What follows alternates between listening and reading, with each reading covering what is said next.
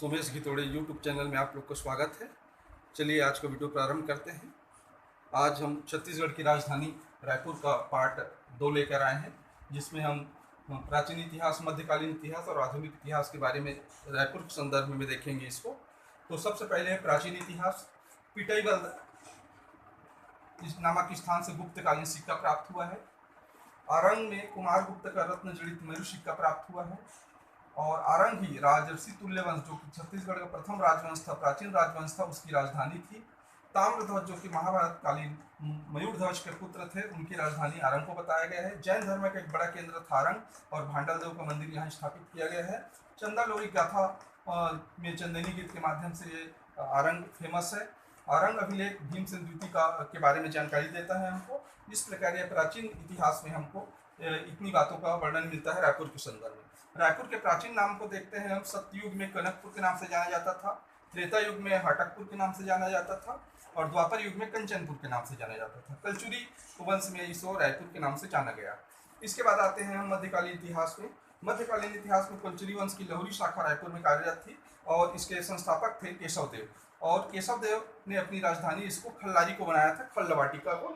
लेकिन आयोग है रामचंद्र देव को इसको संस्थापक मानता है, उत्तर में रामचंद्र देव लेता है, तो आप ध्यान दीजिएगा इसको। अमर सिंह इसके अंतिम शासक थे, और रामचंद्र देव ने 1409 में ब्रह्मदेव राय के नाम पर रायपुर शहर की स्थापना की थी।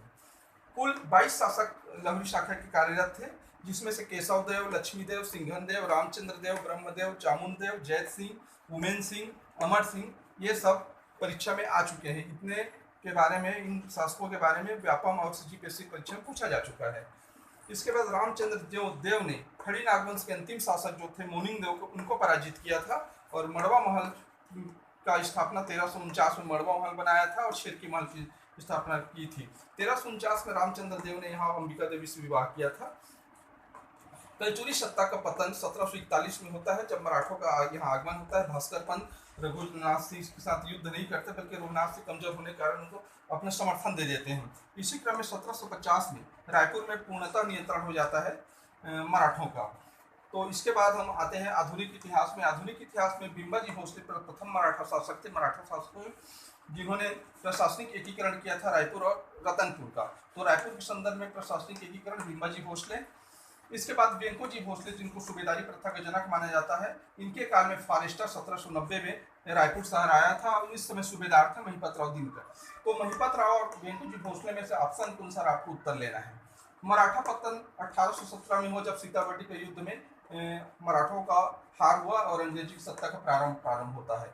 तो इस प्रकार छत्तीसगढ़ में ब्रिटिश अधीक्षक की नियुक्ति करके अंग्रेजों ने अपना कार्यभार संभाला, प्रशासन चलाया, जिसमें पहले ब्रिटिश अधीक्षक थे एडमंड, और अंतिम ब्रिटिश अधीक्षक थे क्राफ्ट। इसमें छत्तीसगढ़ के रायपुर के संदर्भ में एग्नू महत्वपूर्ण है। एग्नू ने 1818 में रतनपुर से राजधानी रायपुर स्थानांतरित की थी। उसके बाद क्राफ्ट ने मराठों को पुनः सत्ता का हस्तांतरण 1830 में किया। इस प्रकार 1818 से 1830 तक इस प्रकार मराठों का, अंग्रेजों का शासन चला।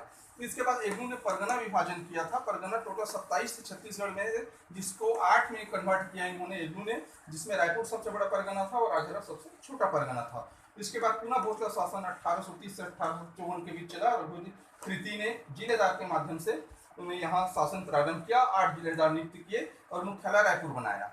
कृष्ण राव अप्पा पहले जिलेदार थे, और गोपाल राव अंतिम जिलेदार नियुक्त हुए। 1854 में हड़प नीति के कारण, लॉर्ड डलहौजी की हड़प नीति के कारण रघुरी जी अवयस्क थे, तो पुनः उनको हड़प लिया गया, भोसला शासन को, और अंग्रेजी शासन यहाँ प्रारंभ होता है। और इस प्रकार जब दोबारा अंग्रेजी सत्ता प्रारंभ होता है, तो डिप्टी कमिश्नर के माध्यम की नियुक्ति होती है, और रायपुर में डिप्टी कमिश्नर नियुक्त किए जाते हैं। चार्ल्स एलियट पहले डिप्टी कमिश्नर थे, और रायपुर को खालसा क्षेत्र घोषित किया जाता था। मराठा काल में भी रायपुर खालसा क्षेत्र था, और अंग्रेजी सत्ता के काल में भी रायपुर खालसा क्षेत्र घोषित होता है। तहसीलदारी व्यवस्था प्रारंभ होता है। रायपुर को तहसील बनाया जाता है, और रतनपुर और धमतरी अन्य तहसील बनाया जाता है। 1858 में डाकघर रायपुर में खोला जाता है। स्मिथ पहले पोस्टमास्टर नियुक्त होते हैं रायपुर में। इसके बाद मध्य प्रांत का गठन 1 नवंबर 1861 को होता है। रायपुर जिला बनता है। 1862 में छत्तीसगढ़ संभाग बनता है, और संभाग का मुख्यालय रायपुर बनता है। इसके बाद भू राजस्व व्यवस्था 1862 में प्रारंभ होती है, और रायपुर में 1862 में प्रारंभ होती है। लेकिन पूरा ओवरऑल छत्तीसगढ़ में देखें तो बिलासपुर में चिस्म के द्वारा पहला भू राजस्व व्यवस्था प्रारंभ किया गया। 1862 में सेंट्रल जेल प्रारंभ हुआ रायपुर में। सिपाही विद्रोह 1858 में 18 जनवरी 1858 प्रारंभ होता है। हनुमान सिंह इसके नेतृत्व करता थे और ये मैगजीन लश्कर पर कार्यरत थे और इन्होंने सार्जेंट सिडवेल की हत्या 19 जनवरी 1858 को की थी, 1858 को की थी और इनकी हत्या के आरोप में 22 जनवरी 1858 को फांसी दे दी गई। इनको छत्तीसगढ़ का मंगल पांडे के नाम से जाना जाता है। प्रमुख सामाजिक और साहित्यिक संस्थान छत्तीसगढ़ के वैज्ञानिक एवं साहित्यिक समिति 1870, छत्तीसगढ़ बाल समाज 1870, मालिनी रीडिंग क्लब 1899, कवि समाज राज्य में 1899। बहुत इंपॉर्टेंट है, ये 3 बार प्रश्न में आ चुका है पीएससी का, तो इसको आप अच्छे तरीके से ध्यान दीजिएगा। इसके बाद आकाशवाणी रायपुर की स्थापना रायपुर में 2 अक्टूबर 1963 को हुई। दूरदर्शन की स्थापना रायपुर में 1977 को हुई।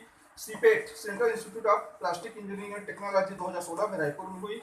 राज्य वन अनुसंधान संस्थान का मुख्यालय रायपुर में है। समस्त आयोग और निगम के मुख्यालय रायपुर में है। सर्वाधिक विधानसभा रायपुर में है, 7 विधानसभा। और प्राचीन नगर निगम 1967 में रायपुर शहर की स्थापना की थी प्राचीन नगर निगम के नाम से। इस प्रकार ये आधुनिक इतिहास के संदर्भ में रायपुर का द्वितीय पार्ट का वीडियो आपके सामने प्रस्तुत है और आशा करता हूं कि वीडियो आपको अच्छा लगा होगा और कमेंट कीजिएगा, लाइक कीजिएगा, शेयर कीजिएगा सोमेश कुमार गिदोड़े यूट्यूब चैनल को। और जैसा कि मैंने बताया कि पहला वीडियो जो डाला था उसके अनुसार जो भी गलतियां हुई होंगी उसको मैं सुधार करूंगा। जरूर आप कमेंट करिएगा, लाइक करिएगा ताकि मैं अगला वीडियो और बना सकूँ आपको।